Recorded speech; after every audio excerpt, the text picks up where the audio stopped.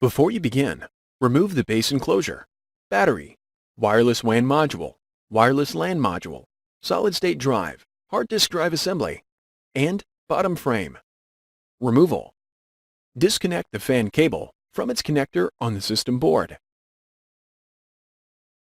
Loosen the 3 captive P1 Phillips head screws that secure the fan to the base enclosure.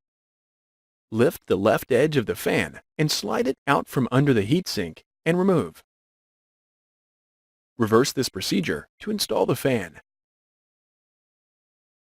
Thanks for watching. Please click subscribe for more videos and weekly updates.